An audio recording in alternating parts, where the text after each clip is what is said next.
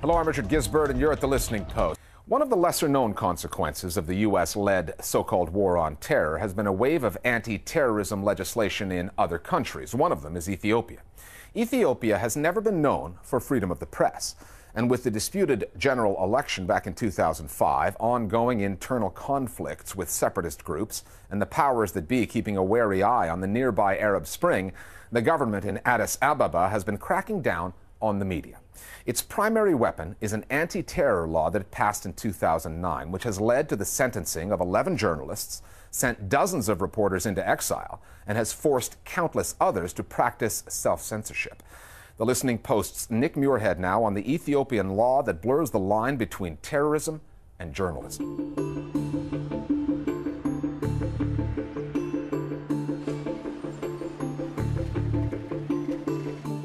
Under Ethiopian law, the woman who wrote these articles is a terrorist.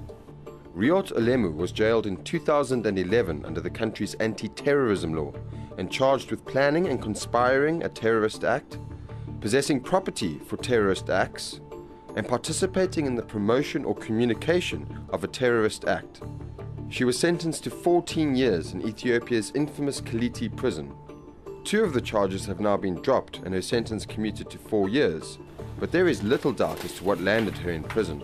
She was mainly interviewed about her writings. Why did she write for certain online publications? Why had she taken photos of certain slogans in the city and quote-unquote distributed these? So all the interrogations basically related to her activities as a journalist. I don't know which specific work of her offended the government, but I know that most of her articles criticize the government with a concrete evidence and a concrete facts. As you know, Ethiopian government has no tolerance to hear any criticism. In 2009, former Prime Minister Meles Zenawi's government passed the Anti-Terrorism Proclamation. In August last year, Zenawi died, but the legislation survived under his successor, Hailemariam Desalegn. To date, 11 journalists have received harsh prison sentences under the law. 6 in absentia, 5 have been jailed. 2 more are in prison awaiting trial, and according to the New York-based Committee to Protect Journalists, will most likely be sentenced under the law. After all this persecution the Ethiopian independent media have faced, most of us have been exiled, there are a significant portion of us in prison, and the government has not still relented on its persecution, but still people write. Much of the reporting on Ethiopia these days happens at a safe distance. According to media watchdogs, 49 journalists fled the country between 2007 and 2012 to get away from a government that doesn't want to talk about this issue. We made several interview requests but were denied. The government did tell us that those in prison are there for their terrorist activities and not for being journalists.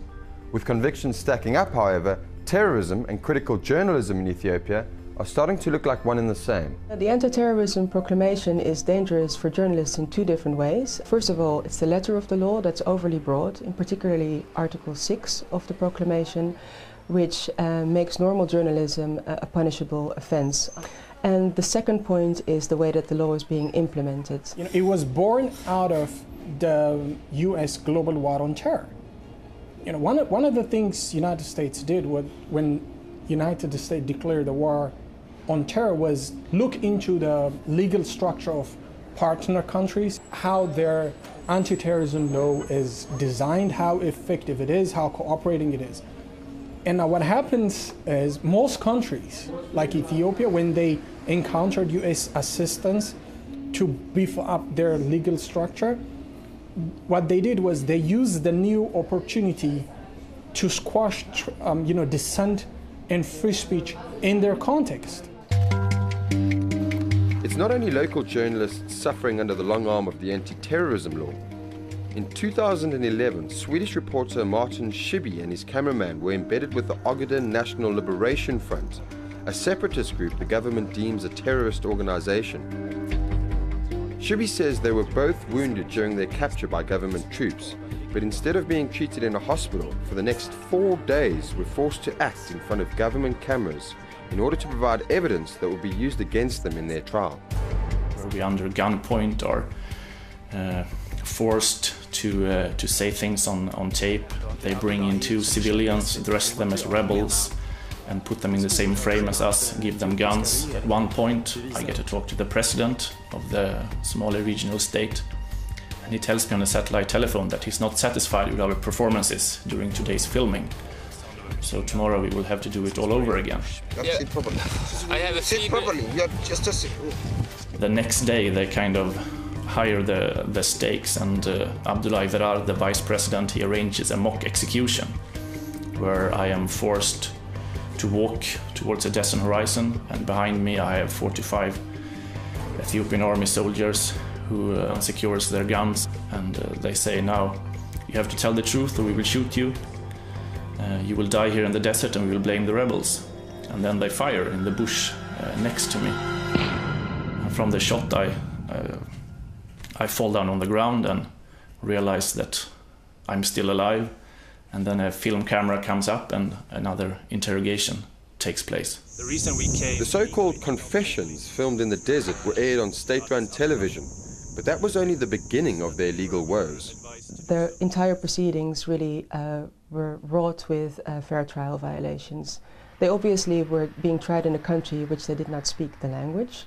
They were often in court without an interpreter. They were often in court without counsel because their counsel wasn't informed of the changing in court dates. And in the end, they were convicted to 11 years in prison. It was not me and Johan on trial, it was journalism on trial. It evolved into a battle between the idea of journalism vis-à-vis some Ethiopian security concept. After 15 months in custody and persistent diplomatic pressure from Sweden's foreign minister, Martin Schibbye and his cameraman were pardoned and sent home. For the Swedes, their ordeal was over, but the same cannot be said for the Ethiopian journalists they left behind. If we had been local journalists, we had been shot in the desert. Second of all, yeah, we shared the same sentence, we shared the same prisons, and we shared the same conditions as many of the local journalists like Reot Alemo and others. But there ends the similarities. I mean, I'm here in Sweden now in my apartment, she's still there in Kaliti. That's a huge difference. One clearly felt by the journalist's fiancé, who despite the risk of breaching the anti-terrorism law, not only spoke with us, but has continued Alemu's work while she remains in jail. She's trying to be a voice for a voiceless. As a journalist, her goal is mine too. That's why I work hard to publish her collection of work. I'm proud of her. I'm proud of her. For now, the Ethiopian government is using its anti-terrorism law as a tool against dissent. And journalists are either collateral damage in the so-called war on terror, or the government considers them the real enemy. Either way, it doesn't bode well for journalism in Ethiopia. More Global Village Voices now on the state of journalism in Ethiopia.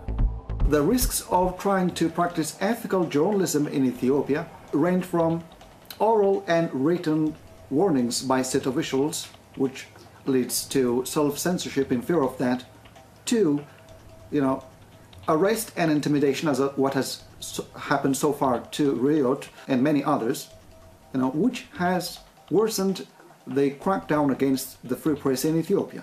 Governments may of course look to introduce draconian measures to maintain their strict monopoly of information provided to the public. However, as we have seen in China and even North Korea, opening up is increasingly becoming the only option in the more integrated world. The public is also learning to appreciate and live with multiple voices and opinions, and this is too another reason to be optimistic.